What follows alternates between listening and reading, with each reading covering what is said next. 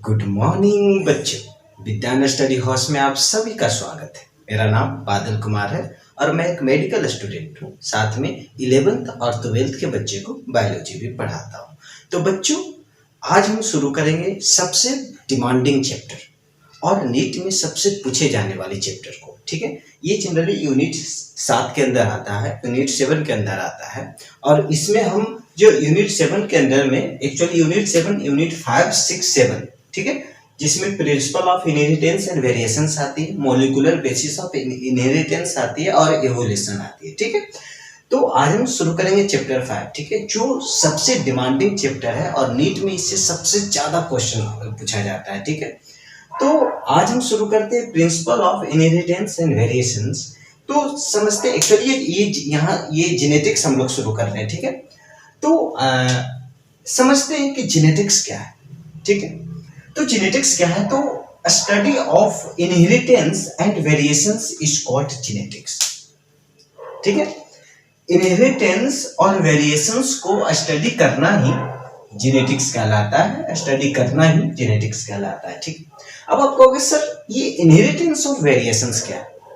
तो बेटा अगर हम उसकी बात करें तो इनहेरिटेंस क्या है उसकी बात करते हैं बेटा कि it is a process in which transfer of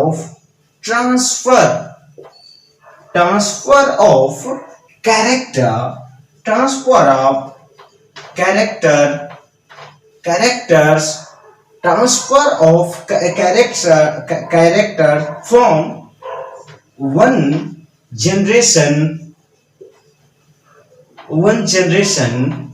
to other is called inheritance। ठीक है, समझ गए बेटा? मतलब कहना क्या चाह रहा है कि जब भी मैं शुरू करता हूं ना, तब ये जो 2-4 डॉग्स है वो भूखना शुरू कर देते। अब सोचो कितना अच्छा फ्लो में था, फिर भी वो भूखना शुरू कर गए। तो हम आगे बढ़ते हैं बेटा कि it is a process in which transfer of character from one generation to other is called inheritance।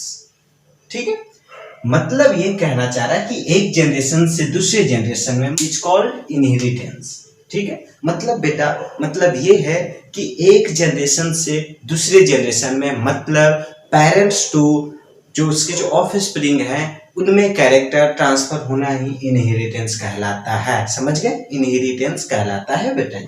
अब हम आते हैं वेरिएशंस किसे कहते हैं उसको समझते हैं बेटा। तो वेरिएशंस है degree of differ from their parents. मतलब बेटा जी ये कहना चाह रहा है कि अपने पेरेंट्स से कितना अलग है उसको वेरिएशन कहते हैं। मतलब बेटा जी अपने पेरेंट्स से वो कितना अलग है उसको वेरिएशंस कहते हैं। समझ गए? मतलब इसको समझते हैं कि मैं अपने माता पिता से 100% नहीं मिलता। कुछ कैरेक्टर मुझे मेरे मम्मी का है, कुछ कैरेक्टर मेरे पिताजी का है। तो मैं अपने मम्मी पापा से कितना अलग हूं उसी को तो वेरिएशंस कहते हैं बेटा जी।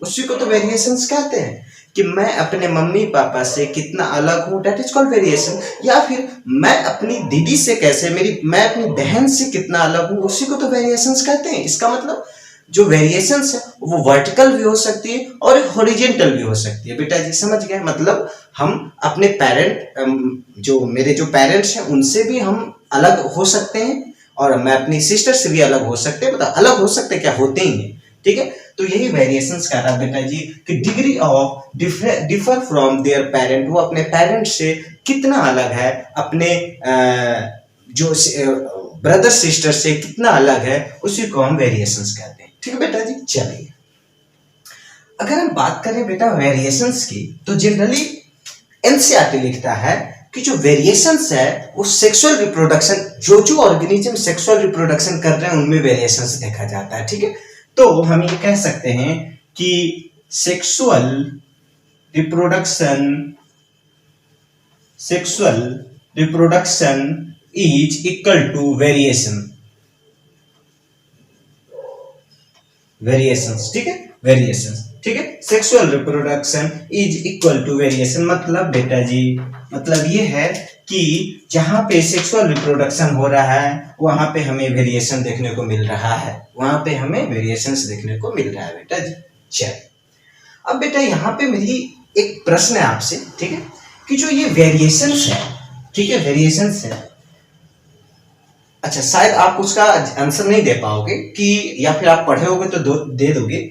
अगर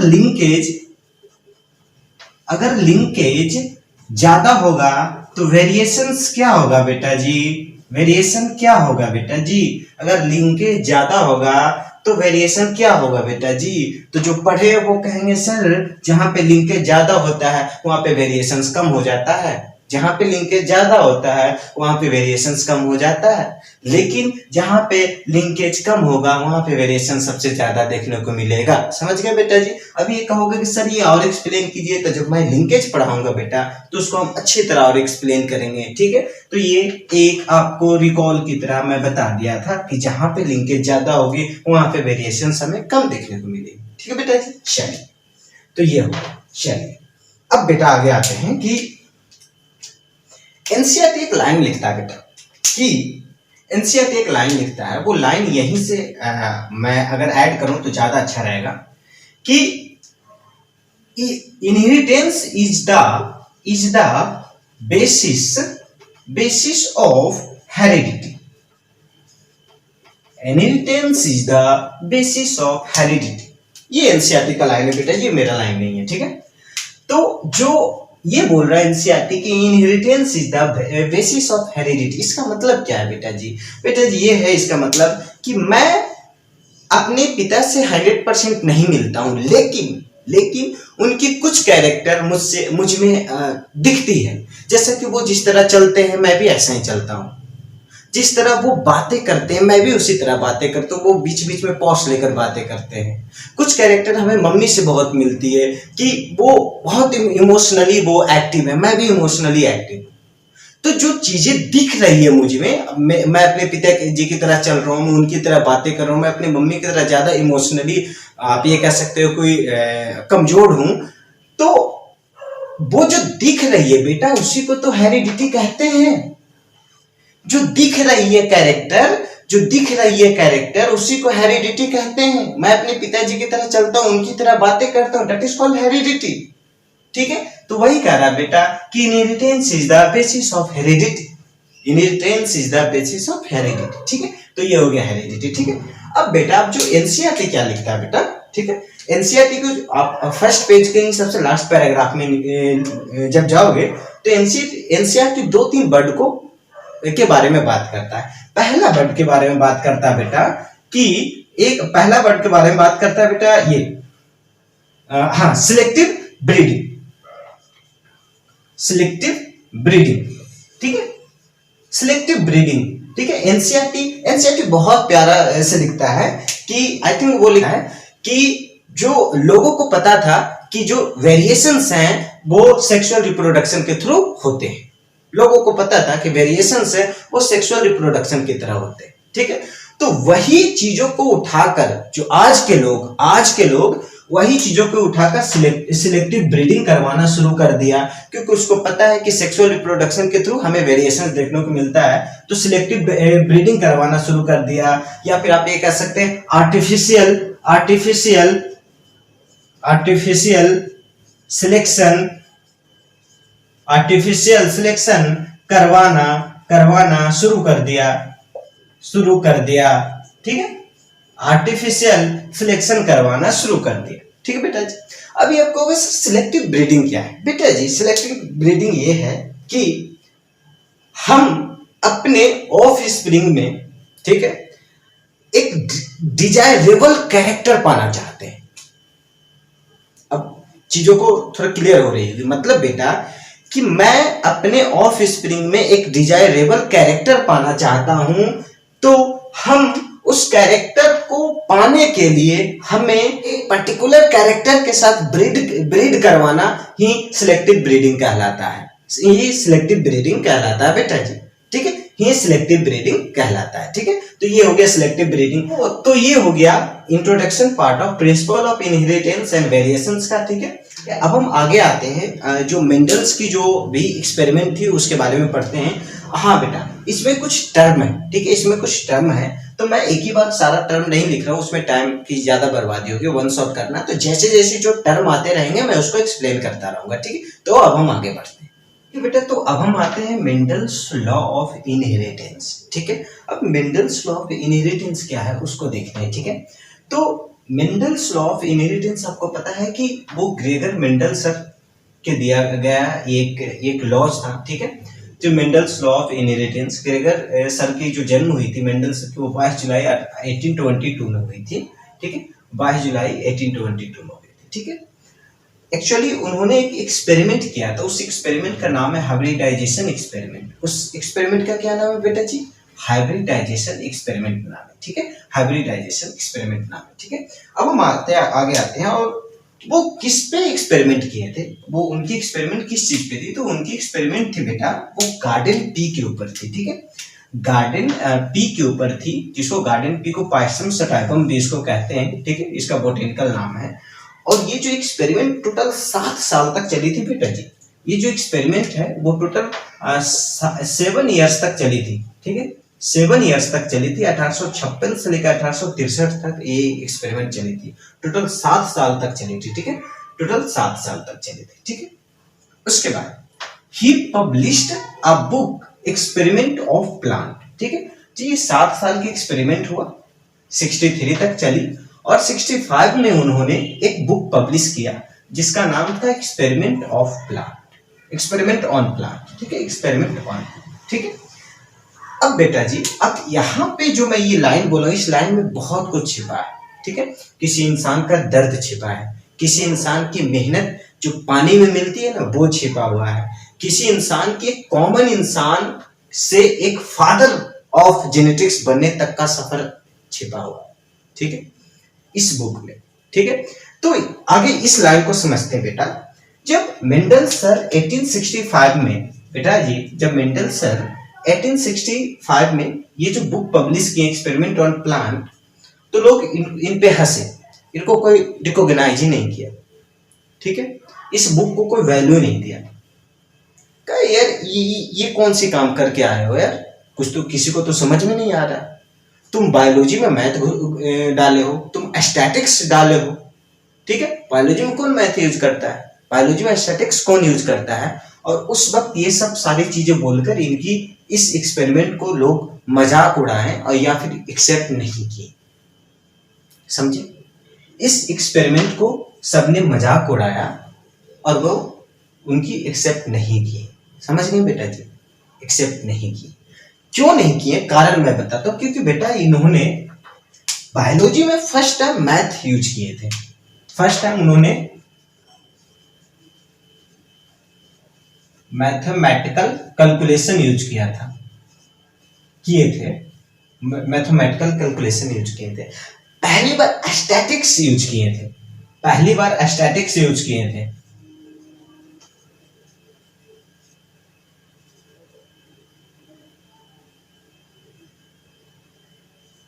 स्टैटिकल वैल्यू यूज किए थे। ठीक है, और प्लस बेटा सबसे बड़ी बात है ना क्या, कि उस वक्त कम्युनिकेशन गैप थी बेटा। आज हम कोई चीज, अगर मेरी थीसिस रहती है तो हम थीसिस लिखते हैं और हम उसे पब्लिश कर देते हैं, नहीं तो मेरी एक पेज होती है, उस पेज पे हम डाल देते हैं, लोग पढ़ते हैं और अप्रिशिएट करते हैं, जो भी उनकी कमेंट रहता है वो कमेंट करते हैं। उस वक्त कम्युनिकेशन गैप था बेटा, लोगों से कम्युनिकेट नहीं कर पा रहे थे, लार्ज स्केल में लोगों को बतला नहीं पा रहे थे कि यार मैंने ये किया हूं, समझा करो, मैं बहुत अच्छा काम किया हूं। तो वो कम्युनिकेशन गैप था बेटा।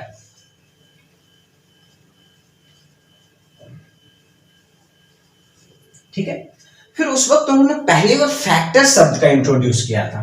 ठीक है, फैक्टर की बात किए थे, फैक्टर की बात किए थे, और फैक्टर की बात किए थे तो लोग मतलब कि ये फैक्टर क्या होता, कुछ प्रूफ दो, प्रूफ मांग रहे थे। फैक्टर की बात की, कोई प्रूफ मांग रहे थे, उन्होंने दिए नहीं। इनको पता था कि मैं सही हूं, लेकिन इनके पास प्रूफ नहीं था। ठीक है, तो इनकी जो आप ये कहो कि 1865 से जो इन पब्लिश किए हैं, और इनको रिकॉग्नाइज कब मिला था बेटा? 1900 में उनको रिकॉग्नाइज मिला था, और उनको फिर बोला गया था कि फादर ऑफ जेनेटिक्स कौन है? हमारे मेंडल सर है। तो 65 से 90 तक जो अंधेरे में रहे, वो अंधेरे में रहने का ये सारा कारण है। जो उनको रिकॉग्नाइज नहीं किया गया वो ये सब कारण था। उसमें मैथमेटिकल कैलकुलेशन थी, स्टैटिकल चीजों को ऐड कर दिया गया था, कम्युनिकेशन गैप था, फैक्टर्स वगैरह को इंट्रोड्यूस किए थे जो लोगों को पता नहीं था, और कोई प्रूफ भी नहीं था उनको सही अपने आप को दिखाने के लिए। तो इनकी वनवास कब हुई, कब खत्म हुई बेटा? कि 19 यहाँ पे मैं लिख देता हूँ, ठीक है, चलो यहाँ पे लिख देता हूँ। 1900 में बेटा जी 3 साइंटिस्ट आए। 1900 में 3 साइंटिस्ट आए बेटा जी। उनका नाम है, अगर दिख रहा होगा, और मुझे लगता है दिख रहा है इसलिए मैं ब्लैक से लिख रहा हूं, कि ह्यूगो डिवेरिस,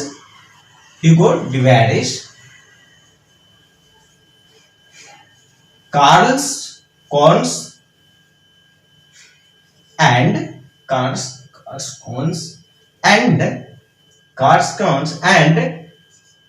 फ्रिक वॉन टेसरमार्क। ठीक, तो ये 3 साइंटिस्ट आए बेटा, ह्यूगो डिवेरिस, कार्ल कॉन्स, फ्रेंच वॉन टेसरमार्क। ठीक है, 1900 में उन्होंने, उन तीनों ने एक्चुअली तीनों एक साथ नहीं काम किया था, तीनों अपनी अलग अलग जगह पे काम कर रहे थे, लेकिन तीनों एक ही साल काम किया था 1900 में। फिर उन्होंने रीडिस्कवर्ड करने का मतलब कि उनकी जो सारी एक्सपेरिमेंट थी उन्होंने फिर से किया। और पता है उन्होंने क्या बोला? कि जो मेंडल सर 1865 में जो बोल रहे थे बिल्कुल सही बोल रहे थे, तुम सब बेवकूफ थे कि उनको रिकॉग्नाइज नहीं किया, उनको जो वो डिजर्व करते थे जीते जी, वो तुम लोगों ने वो दिया नहीं। बिल्कुल वो सही कह रहे थे। और उसके बाद उन्हें फादर ऑफ जेनेटिक्स कहा गया। उसके बाद उनको फादर ऑफ जेनेटिक्स कहा गया। ठीक है, ये तीनों जो हमारे साहब हैं उन्होंने कहा था कि जो मेंडल सर थे बिल्कुल सही थे, तुम लोग बेवकूफ थे। उस वक्त स्टैटिक्स का यूज करना, मैथमेटिकल का यूज करना, 7 साल किसी एक्सपेरिमेंट में अपनी पूरी लाइफ के 7 साल बिता देना, और उनको तुमने कोई रिकॉग्नाइजेशन नहीं दिया। उन्होंने कहा कि ये तुम बिल्कुल सही थे, उसके बाद उनको फादर ऑफ जेनेटिक्स कहा गया। देख रहे हो? और 35 साल का वनवास था। एटलीस्ट जीते जी नहीं मिला, मरने के बाद ही मिला, लेकिन फादर ऑफ जेनेटिक्स उनको कहा गया। ठीक है, चलो, तो अब यहां पे आ गए फादर ऑफ जेनेटिक्स।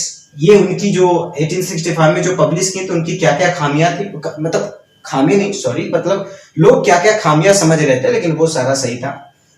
उसके बाद कौन कौन 3 साइंटिस्ट थे उन्होंने फिर से रीडिस्कवर किया, उसके बाद उन्होंने फिर उन्हें फादर ऑफ जेनेटिक्स के उपाधि से नवाजा गया। ठीक है, चलिए, तो हम लोग कहां थे बेटा? हाँ, हम लोग इस लाइन पे थे ना। ठीक है, अब है कि हाँ, अब ये जो ये सेकंड लाइन है, इसकी मैं आगे कंटिन्यू करता।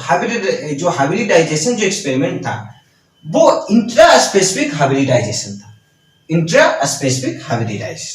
ठीक है, इंट्रा स्पेसिफिक हाइब्रिडाइजेशन था। जो हाइब्रिडाइजेशन जो एक्सपेरिमेंट थी वो कैसी थी? इंट्रा स्पेसिफिक थी। ठीक है, याद रखिएगा, इंट्रा स्पेसिफिक थी। ठीक है, चलिए, अब आते हैं back to the Mendel sir. ठीक है, मेंडल सर पे थे। अब आते हैं बेटा कि जो मेंडल सर जो पी प्लांट लिए थे, ठीक है, उन्होंने उसके 7 कैरेक्टर को उठाया। जो पी प्लांट को उन्होंने 7 कैरेक्टर को उठाया। ठीक है, उस 7 कैरेक्टर को थे वो देखते हैं। ठीक है बेटा, उसकी जो स्टेम की हाइट कैसी है, फ्लावर कलर कैसा है, फ्लावर पोजीशन कैसा है, पोड शेप कैसा है, पोड कलर कैसा है, सीड शेप कैसा है, और सीड कलर कैसा है। अगर हम स्टेम हाइट की बात करें बेटा तो वो टॉल है या फिर डॉफ है। अगर फ्लावर कलर की बात करें तो पर्पल है या फिर व्हाइट है।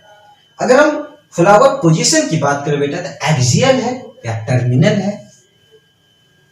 पोड शेप की बात करें बेटा तो इनफ्लैटेड है या फिर कॉन्स्ट्रैक्टेड है। पोड कलर की बात करें बेटा तो ग्रीन है या फिर येलो है, ठीक है।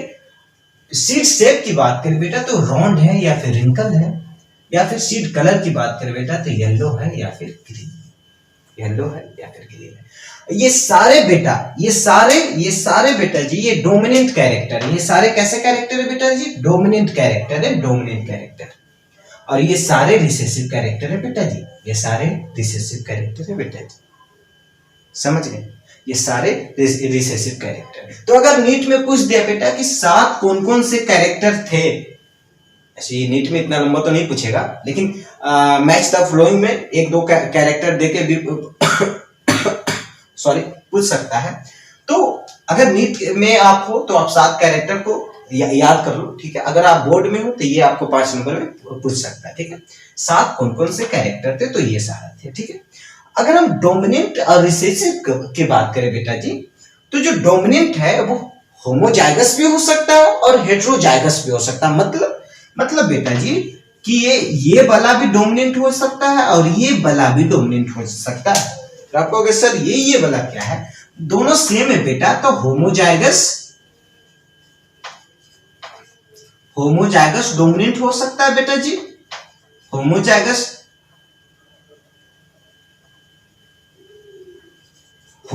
डोमिनेंट हो सकता है या फिर हेटेरोजाइगस डोमिनेंट हो सकता है।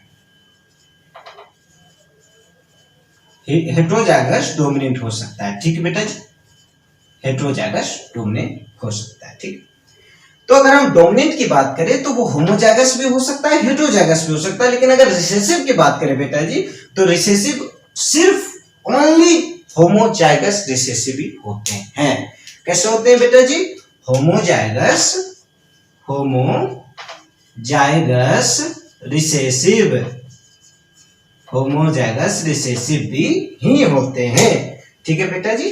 तो ये हो गया। अगर हम डोमिनेंट की बात करें तो होमो हेटेरो दोनों होगा, लेकिन अगर हम रिसेसिव की बात करें तो सिर्फ होमोजाइगस। चल अब बेटा मेरे एक प्रश्न है यहाँ पे कि 7 तो कैरेक्टर तो 7 हैं, लेकिन नंबर ऑफ एलिल्स कितना है बेटा जी? नंबर ऑफ एलिल्स कितना है? नंबर ऑफ एलिल्स कितना है, ठीक है। और नंबर ऑफ ट्रेड्स कितना है, ट्रेड्स कितना है, ठीक है। फिर आपको कि सर आगे आप एलिल्स क्या है, ट्रेड्स क्या है वो बताइए ना, तब ना हम इसका आंसर देंगे, ठीक है। हम इसका आंसर दे देते हैं, लेकिन एलिल्स और ट्रेड क्या है वो मैं अगले स्लाइड में बताता हूं, ठीक बेटा जी। जो नंबर ऑफ एलिल्स है, अच्छा मुझे ये बताओ, नहीं बिना ये दोनों को एक्सप्लेन किए हुए आप इसका आंसर नहीं दे सकते हो, तो मैं अभी आंसर लिख देता हूं, ठीक है, दिमाग में रख लो। हम नेक्स्ट स्लाइड में इसको एक्सप्लेन करेंगे एलिल्स और ट्रेड क्या है। तो नंबर ऑफ एलिल्स बेटा 14 होंगे और नंबर ऑफ ट्रेड्स भी 14 होंगे, ठीक है। अब एलिल्स ट्रेड में क्या अंतर है, एलिल्स क्या है, ट्रेड क्या है, उसको समझते हैं, ठीक है। कि बेटा अब देखो मुझे बताओ, टोटल कैरेक्टर कितनी है? 7। कैरेक्टर कितना है? 7। लेकिन जो कैरेक्टर 7 है वो दिख कितना रहे हैं, कितना दिख रहे हैं? 14 दिख रहे हैं। टाल, ड्रॉफ 2, पर्पल, व्हाइट 4, ऐसे करके टोटल 14 दिख रहे हैं ना। ये जो 14 कैरेक्टर दिख रहे हैं बेटा जी, उसी को ट्रेड कहते हैं, उसी को ट्रेड्स कहते हैं। जो 14 कैरेक्टर दिख रहे हैं बेटा जी, उसी को ट्रेड्स कहते हैं, ठीक है, उसी को ट्रेड्स कहते हैं, ठीक है। जो 14 कैरेक्टर दिख रहे हैं बेटा जी, उसी को ट्रेड्स कहते हैं। और एलिल्स क्या है सर? तो बेटा हम लोग एलिल्स, ट्रेड और जीन के बारे में पढ़ रहे थे, ठीक। तो एलिल्स क्या है उसको समझते हैं बेटा कि one of 2 or more possible form of a gene that are found at the same place of chromosome, ठीक है। मतलब कि एक क्रोमोसोम पे 2 और 2 से अधिक possible form of gene present है। अगर क्रोमोसोम के present at the same place of chromosome, उसको हम एलिल्स कहते हैं, ठीक है। सेम जो प्लेस पे प्रेजेंट होगा 1 और मोर देन 1, ठीक है, बट वो अपनी कैरेक्टर अलग अलग शो करेंगे उसी को एलील्स कहते हैं। ठीक है, जो क्रोमोजोम के क्रोमोजोम के ऊपर सेम पैलेस पे जो 2 और मोर possible form of gene present है बेटा, ये जो 2 और मोर जो जीन प्रेजेंट है वो सेम कैरेक्टर नहीं, अलग अलग कैरेक्टर शो करेंगे, उसी को एलील्स कहते हैं। उसी को क्या कहते हैं? एलील्स कहते हैं। ठीक है, एलील समझ में आ गया? ठीक है, कि अलग अलग कैरेक्टर शो कर रहे हैं, सेम क्रोमोसोम पे होते हुए भी अलग अलग कैरेक्टर शो कर रहे हैं, उसी को हम एलील्स कहते हैं। चलिए, अब ट्रेड्स क्या है वो आते हैं बेटा। It is the specific characteristic of an individual is called traits. ठीक है, इज कॉल्ड ट्रेड्स। ठीक है बेटा, अब इसको समझना है। मैं एक शब्द बोलता हूं, ठीक है, एक शब्द पे आप ध्यान देना कि मैं यहां पे एक शब्द ऐड कर रहा हूं, कॉन्ट्रास्टिंग ट्रेड्स।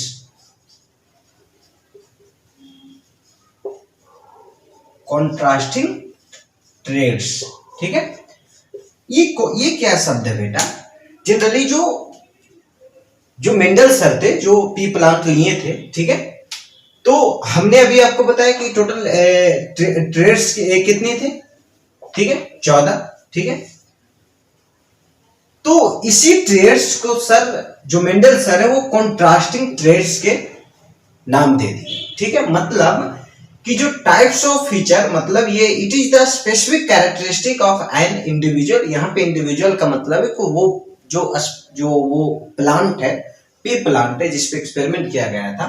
ठीक है, तो उसमें जो एक उसकी जो स्पेसिफिक कैरेक्टर होती है, उसको कॉन्ट्रास्टिंग ट्रेड्स भी कहते हैं। ठीक है, तो कॉन्ट्रास्टिंग ट्रेड्स, ठीक है, 14 थे। ठीक है, तो ये हो गया ट्रेड्स। ठीक है, अब हम आते हैं बेटा जीन। ठीक है, जीन क्या है उसको समझते हैं। The basic unit of heredity passed from parent to child. ठीक है, पेरेंट टू चाइल्ड में ट्रांसफर होने वाली बेसिक यूनिट ऑफ हेरिडिटी को ही हम जीन कहते हैं।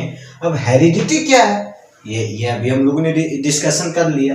ठीक है, तो basic unit of heredity passed from parent to child is called gene, is called gene. ठीक है, तो ये हो गया एलील्स, ट्रेड्स और जीन। अब हम आते हैं मोनोहाइब्रिड क्रॉस क्या है और डाई हाइब्रिड क्रॉस क्या है, उसको देखते हैं। तो बेटा जी, मोनोहाइब्रिड डाई हाइब्रिड में आगे बढ़ने से पहले, मतलब उसको शुरू करने से पहले आगे एक देख लेते हैं। ये बोर्ड के बच्चे के लिए इंपॉर्टेंट है। अगर बोर्ड तो खत्म हो गया, लेकिन अगर नेक्स्ट ईयर कोई बच्चे देखते हैं तो उन्हें सेटिस्फैक्शन मिले कि सब चीज कवर किया गया है। कि why did Mendel choose P plant for his experiment, मतलब मेंडल सर पी प्लांट को ही अपने एक्सपेरिमेंट में क्यों चुने? ठीक, तो उसका आंसर है बेटा कि जो पी प्लांट है बेटा जी, वो इजीली ग्रो कर जाता है, क्विकली ग्रो कर जाता है। ठीक है बेटा, इजी टू ब्रीड, उसको ब्रीड करने में बहुत इजी होता है। ठीक है, pea plant have variety of traits. अभी हम लोगों ने देखा टोटल 14 वैरायटी ऑफ ट्रेड्स हमें मिले, तो इसमें वैरायटी ऑफ ट्रेड्स पाए जाते हैं। ठीक है बेटा, इसलिए उन्होंने पी प्लांट पे यूज किया। Pea plant had easily observable character, उसमें इजिली ऑब्जर्वेबल कैरेक्टर हमें मिल जाती है।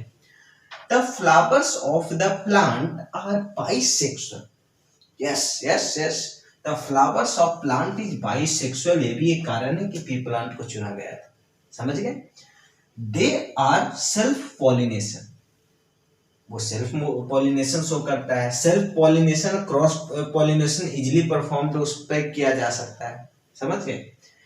Pea plant have shorter life span, इसका शॉर्टर लाइफ स्पेन होता है, तो हमें कोई लंबे वक्त तक हमें वेट करने की जरूरत है नहीं।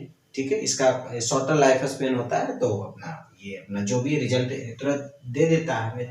ठीक है, तो बेटा ये हुआ मेंडल सर क्यों पी प्लांट को अपने एक्सपेरिमेंट में चूज किए थे, वो ये हो गया। ठीक है बेटा, मैं कुछ डोमिनेंट और रिसेसिव के बारे में बतलाना चाहता हूँ, क्योंकि मुझे लगता है पता है, मैं बतला भी दिया हूँ, लेकिन और मैं उसके बारे में देखता हूँ। ठीक है, बतलाता हूँ कि अभी हम लोगों ने क्या देखा था ठीक है, कि डोमिनेंट, ये भी डोमिनेंट हो सकता है, ए भी डोमिनेंट हो सकता है, और ये तो रिसेसिव है। ठीक है, चलो बेटा, अगर होमोजाइगस डोमिनेंट है तो हमेशा डोमिनेंसी शो करेगा, मतलब कि अगर टॉल है तो टॉल शो करेगा। ठीक बेटा, अगर होमोजाइगस डोमिनेंट है तो टॉल शो करेगा। ठीक, अगर बेटा हेट्रोजाइगस डोमिनेंट है तो भी अपनी डोमिनेंसी शो करेगा, मतलब टॉल शो करेगा। ठीक है, समझ रहे मैं कहना क्या चाह रहा हूं? ठीक है, कि अगर होमोजाइगस डोमिनेंट है, ठीक है, तो अपनी डोमिनेंसी शो करेगा, लंबा होने का, लंबा है। अगर वो हेट्रोजाइगस डोमिनेंट है तो अपनी वो भी डोमिनेंसी शो करेगा, लंबा होने का। ठीक है, मतलब फॉर एग्जांपल, ठीक, अगर आप ठीक है, आप अपने पिताजी या मम्मी के साथ बैठे हुए हैं, ठीक है, अगर आप पिताजी या मम्मी के साथ बैठे हुए हो और आपको, मतलब आप मम्मी के साथ, जनरली ये मेरे साथ बहुत होता है, आप अपने मम्मी के साथ बैठे हुए हो, मम्मी को सीरियल देखना है और आपको मैच देखना है। ठीक है, तो देखो, अगर मम्मी को सीरियल देखना है और आंटी को सीरियल देखना है तब तो सीरियल ही चलेगा, कंफर्म है, कुछ भी हो जाए। लेकिन मम्मी को सीरियल देखना है, आपको मैच देखना है, तो पता है मेरे घर में क्या होता है? मेरे घर में सीरियल नहीं चलता है, तो मम्मी सीरियल ही चलाती है, तुम कुछ भी करते हो, कहते तुम अपना मोबाइल में देख लो। ठीक है, लेकिन अगर आप घर पे हो और आपको मैच देखना है और साथ में अगर कोई भाई बहन है, उसको भी मैच पसंद है, तो फिर उस वक्त तो फिर मैच चलेगा, तो मतलब वो शॉर्ट होंगे। ठीक है, शॉर्ट होंगे या फिर ड्वार्फ होंगे। ठीक है, तो अगर मम्मी आंटी है घर में तो सीरियल चलेगा, अगर आप और मम्मी है घर में लेकिन मम्मी को सीरियल देखने का मन है, आपको मैच देखने का मन है, फिर भी सीरियल चलेगा। ठीक है, अब अगर आप और अपने भाई दोस्त घर में हो, मैच का दोनों प्रेमी हो, तो वो फिर आपका मैच चलेगा। ठीक है, तो सीरियल यहाँ पे डोमिनेंट कैरेक्टर हो गया होमोजाइगस और हेट्रोजाइगस का, मतलब मम्मी का डोमिनेंट कैरेक्टर सीरियल देखना और आपका जो कैरेक्टर है वो मैच देखना। ठीक है, तो ये मैं समझाने का एक तरीका मतलब आपको बताया हूँ। इसका मतलब कहने का है कि जो डोमिनेंट है होमोजाइगस, वो फिर अपनी डोमिनेंसी शो करेगी, हेट्रोजाइगस है तो भी वो अपनी डोमिनेंसी शो करेगी। लेकिन अगर होमोजाइगस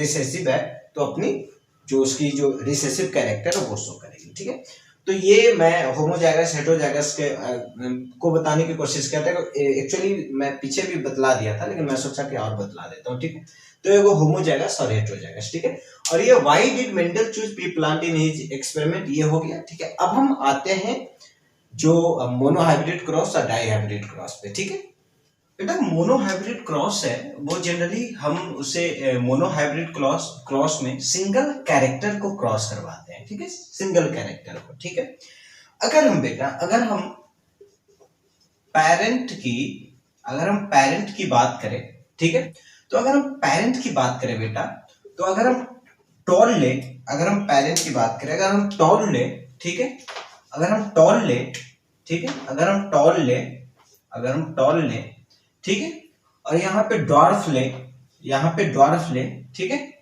ठीक, टॉल,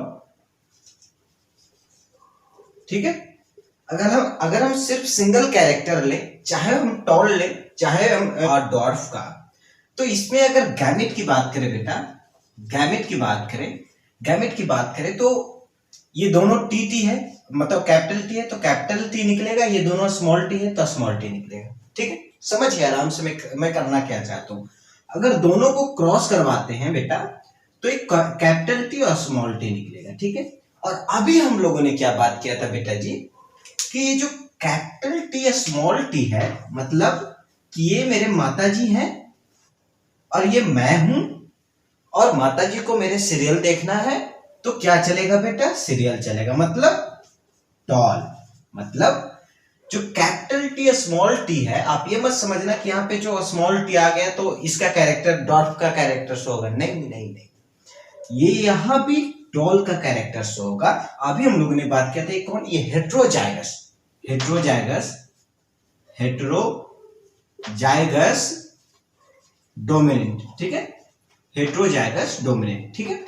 तो जो ये कैपिटल टी और स्मॉल टी बना, ठीक है, ये टॉल की कैरेक्टर शो किया, इसका जो डोमिनेंसी है वो टॉल है, ठीक है, और ये हेट्रोजाइगस डोमिनेंट है। और इस पूरे प्रोसेस को, ठीक है, इसको हम F1 जनरेशन कहते हैं, या फिर फर्स्ट फिलियल जनरेशन कहते हैं। और F1 जनरेशन, F1 जनरेशन कहते हैं, या फिर फर्स्ट फिलियल जनरेशन कहते हैं, ठीक है, F1 फिलियल जनरेशन कहते हैं, ठीक है। चलिए ठीक है, तो जो अब देखो, ठीक है, सिंगल कैरेक्टर क्रॉस हो रहा है, सिंगल कैरेक्टर क्रॉस हो रहा है बेटा जी, ठीक है। यहाँ पे मैं टॉल लिया हूं और डॉर्फ लिया हूं, ठीक है, दोनों को गैमेटोजेनेसिस के बाद गैमेट बना, एक कैपिटल टी और स्मॉल टी, ठीक है, दोनों को क्रॉस करवाया हूं। तो जो कैपिटल टी स्मॉल टी है वो एक्चुअली डोमिनेंट कैरेक्टर है, ठीक है। टॉल की डोमिनेंट कैरेक्टर जो हेट्रोजाइगस डोमिनेंसी शो करती है, क्या करती है? हेट्रोजाइगस डोमिनेंसी शो करती है, ठीक है। और ये F1 जनरेशन क्या स्टोरी है बेटा जी? ये F1 जनरेशन क्या स्टोरी है, ठीक है। मैं थोड़ा ज्यादा यूज कर दिया हूं बोर्ड, अच्छा ठीक है, यहाँ पे आते हैं, ठीक है। ये F1 जनरेशन की स्टोरी है बेटा जी। अब हम चलते हैं F2 जनरेशन में, ठीक है बेटा। अगर हम F2 जनरेशन की बात करें बेटा, अगर हम F2 यहाँ पे हो जाएगा, चलो करते हैं, देखते हैं, नहीं तो फिर मिटाएंगे बेटा। अगर हम F2 जनरेशन की बात करें बेटा, अगर हम F2 जनरेशन की बात करें, ये F1 जनरेशन का हो गया। तो जो ये हेट्रोजाइगस डोमिनेंट आया है, तो यहाँ पे हेट्रोजाइगस डोमिनेंट ले आएंगे, ठीक है, हेट्रोजाइगस डोमिनेंट ले आएंगे, और इसको फिर से हेट्रोजाइगस डोमिनेंट के साथ F2 जनरेशन में फिर से क्रॉस करवाएंगे, ठीक है। तो अगर इसकी गैमेटोजेनेसिस की बात करें बेटा, गैमेट की बात करें, तो टी टी टी टी, चलो ठीक है। अब देखो, अब F2 जनरेशन में अब इसको क्रॉस करवाते हैं। तो क्रॉस करवाने के लिए एक स्क्वायर बनाया जाता है, जिसको हम पुनेट स्क्वायर कहते हैं, ठीक है। तो एक स्क्वायर बना लिए बेटा, ये स्क्वायर बना लिए बेटा, ये स्क्वायर बना लिए, ठीक है, ये स्क्वायर बन गया, दिख रहा है आपको? चलिए कहोगे हाँ सर दिख रहा है। 1 2 3, 1 2 3, ठीक है यार, दिख नहीं रहा होगा बेटा, 1 2 3, ठीक है। चलिए अब बेटा, ठीक है, अब इसको इस स्क्वायर में फिल करते हैं, ठीक है।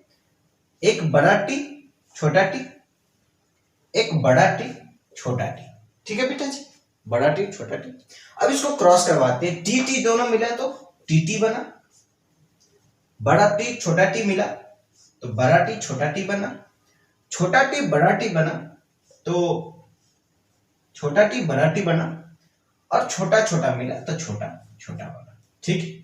चलो अब बेटा, अब मुझे बताओ कि डोमिनेंट कितना है, रिसेसिव कितना है? ये क्या है? ये क्या है? कहोगे सर ये डोमिनेंट है, डोमिनेंट है। ये क्या है बेटा? ये भी डोमिनेंट है। ये क्या है बेटा? ये भी डोमिनेंट है, और ये रिसेसिव है, ठीक। अब मुझे ये बताओ कि F2 जनरेशन में, ये F1 जनरेशन, F2 जनरेशन में जीनोटाइप कितना आया और फिनोटाइप कितना आया, ठीक है। F2 जनरेशन में बेटा जी, F2 जनरेशन में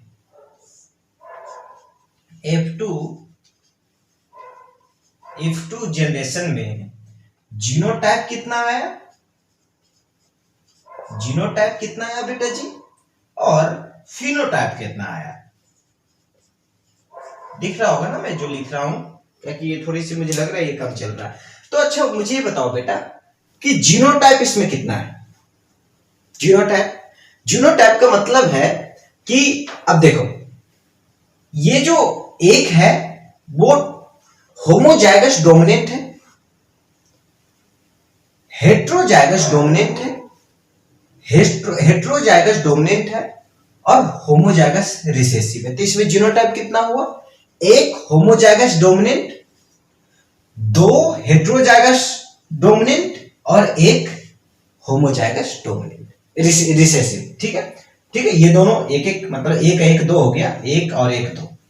तो जो जीनोटाइप हम क्या लिखेंगे बेटा? 1:2:1। ठीक है, मतलब एक होमोजाइगस डोमिनेंट, दो हेट्रोजाइगस डोमिनेंट और एक होमोजाइगस रिसेसिव। ठीक है बेटा जी, ठीक है, समझ में आ गया। मतलब जो जीनोटाइप होगा बेटा जी वो होगा 1:2:1। चलिए सर, ये तो समझ में आ गया। तो कहेंगे बेटा फिनोटाइप कितना होगा? तो आप कहोगे सर ये भी डोमिनेंट है, ये भी डोमिनेंट है, ये भी डोमिनेंट है। चूंकि दोनों डोमिनेंट डोमिनेंट वाला है तो सर ये तो तीनों तो भाई हो गया ना। मतलब ठीक है, मतलब वो वाली नहीं है लेकिन ठीक है, फिर भी भाई है ना। तो आप कहोगे कि सर जो फिनोटाइप है वो तो तीन मुझे डोमिनेंट का दिख रहा है। तो मैं कहूंगा बताओ बेटा रिसेसिव का कितना दिख रहा है? तो आप कहोगे सर एक रिसेसिव का दिख रहा है। तो जो फिनोटाइप है बेटा जी वो 3:1 होगा, वो 3:1 होगा। अगर हम F2 जनरेशन की बात करें बेटा, F2 जनरेशन की बात करें बेटा, F2 जनरेशन की बात करें बेटा। ठीक है, मैं बहुत आराम से पढ़ाता हूं। मुझे पता है कि एग्जाम्स आने वाले हैं, मुझे पता है कि ये क्रैश कोर्स है जो मैं लॉन्च किया हूं शायद एग्जाम तक खत्म ना हो, मैं माफी चाहता हूं। और बेटा मैं साथ में कुछ और आप लोगों को बतलाना चाहता हूं। बहुत सारे बच्चे का ये मैसेज आता है कि सर क्वेश्चन आंसर सेशन शुरू कीजिए, क्वेश्चन आंसर सेशन शुरू कीजिए। तो बेटा मैं एक बात बतला देता हूँ कि मैं अभी नया नया यूट्यूब पे शुरू किया हूँ। सिर्फ मेरे पास अगर आप स्टफ्स की बात करें, जो सामान यूज होता है वो एक बोर्ड है, 3 मार्कर है, एक मोबाइल है, बस। इसके अलावा मेरे पास कुछ नहीं है इन टर्म्स ऑफ टेक्नोलॉजी। ठीक है, टेक्नोलॉजी की बात कर रहा हूँ। बाकी आप कहोगे क्वेश्चन आंसर की बात है बेटा, तो मेरे पास आप बिलीव नहीं करोगे, मेरे पास क्वेश्चन मैं 1 मिनट में दिखा रहा हूँ।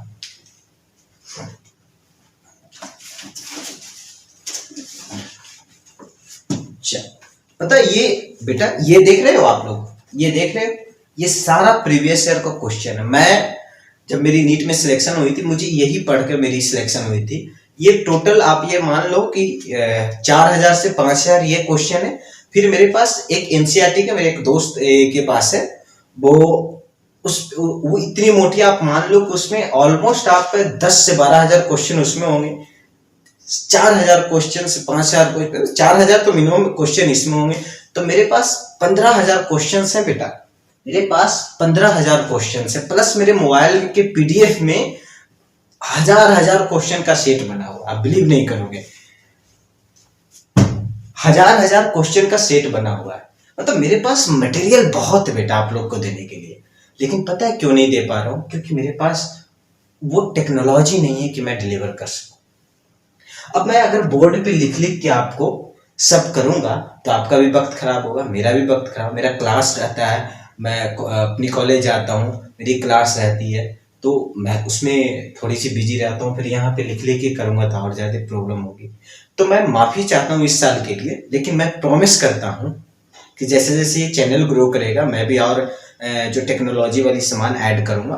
और जितने भी क्वेश्चंस हैं ना, मैं अगले साल आप लोग को प्रॉमिस करता हूँ। आपके जो जूनियर है, मैं तो चाहूंगा कि इसी साल आपका सिलेक्शन हो जाए, लेकिन जो आपका जूनियर है उनको तो मैं ये सारा मतलब खोल के रख दूंगा उनके सामने, आओ एकदम लूट लो।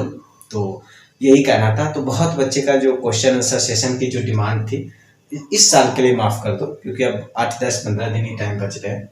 तो चलो ये जो इंपॉर्टेंट चैप्टर है इसको खत्म कर लेते हैं। मेरा तो जो जो इंपॉर्टेंट चैप्टर को मैं शॉर्ट लिस्ट कर लिया हूँ, ये 8 दिन में खत्म करके रहूंगा। चलो हाँ, तो बेटा हम कहा थे F2 जनरेशन। F2 जनरेशन में बेटा जो जीनोटाइप हमने देख लिया 1:1:1 और फिनोटाइप 3:1। ठीक है बेटा जी। अब ये सारा मिटाना पड़ेगा, फिर इसकी और जो इसके अंदर और क्या क्या देखना है वो देखेंगे। तो इसको मिटाते हैं, उसके बाद समझते हैं। ठीक है, तो बेटा जी अब हम शुरू करते हैं टेस्ट क्रॉस, ठीक है। टेस्ट क्रॉस क्या उसको देखते हैं। तो टेस्ट क्रॉस क्या है, टू फाइंड आउट हेट्रोजाइगस और होमोजाइगस, ठीक है। मतलब बेटा जी ये कहना चाह रहा है कि देखो टॉल तो ये भी है और ये भी है। टॉल हेट्रोजाइगस भी है और होमोजाइगस भी है, लेकिन जो आप ये कह सकते हैं इनमें से कौन सा है, इन दोनों में से कौन सा है, ठीक है, इन दोनों में से कौन सा है, हमें ये पता लगाना है, ठीक है, हमें ये पता लगाना है, ठीक है। Cross with recessive parent, NCERT में जब आप पढ़ोगे तो वो रिसेसिव पेरेंट के साथ क्रॉस किया, मतलब ये कहा है कि हम ऐसा करते हैं, रिसेसिव पेरेंट होमोजाइगस रिसेसिव ले लेते हैं, रिसेसिव, ठीक है। तो ये ठीक है, तो वो एनसीईआरटी क्या बताया मैं आपको बता रहा हूं, ठीक है। होमोजाइगस रिसेसिव ले लेते हैं, ठीक है, होमोजाइगस रिसेसिव ले लेते हैं, ठीक है। अब हमें इन दोनों में पता लगाना है कि ये इन दोनों में से कौन सा है, ठीक है। हमें नहीं पता है, लेकिन हमें पता लगाना है कि इन दोनों में से कौन सा है, ठीक है। तो इन दोनों में से कौन सा है के लिए पता लगाने के लिए बेटा जी, ठीक है, सबसे पहले हम जिसमें यार डॉग, दिमाग खराब हो जाता है यार।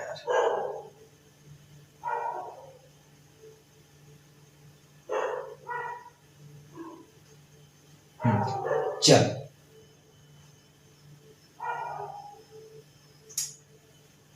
चल ठीक है, हाँ चलो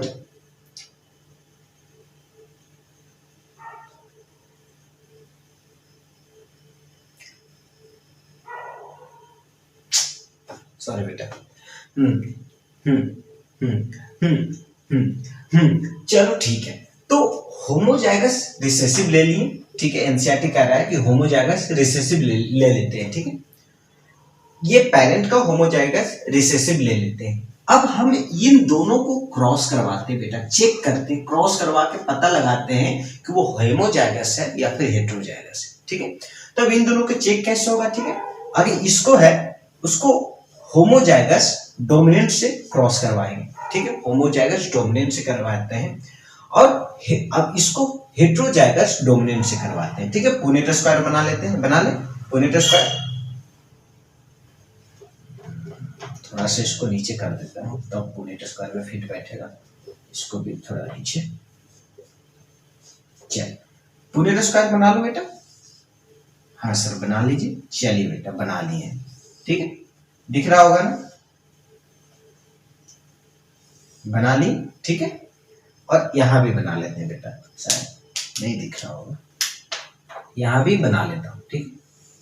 चलिए बेटा पुनेट स्क्वायर इसको क्यों नाम पड़ा पता है ना, सी पुनेट करके एक साइंटिस्ट थे, उन्होंने ये दिया था कि पहले जो इस तरह से जो क्रॉसिंग होती थी ना, तो उसमें बहुत ज्यादा वो होती थी, कंफ्यूजन होती थी, इसलिए उन्होंने बोला कि सुनो जी इस टाइप से करो ज्यादा अच्छा रहेगा, ठीक है। तो चलो अब ये हम पुनेट स्क्वायर बना लिए। अब देखो हमें पता लगाना है कि वो होमोजाइगस डोमिनेंट था या फिर हेट्रोजाइगस डोमिनेंट था, ठीक है।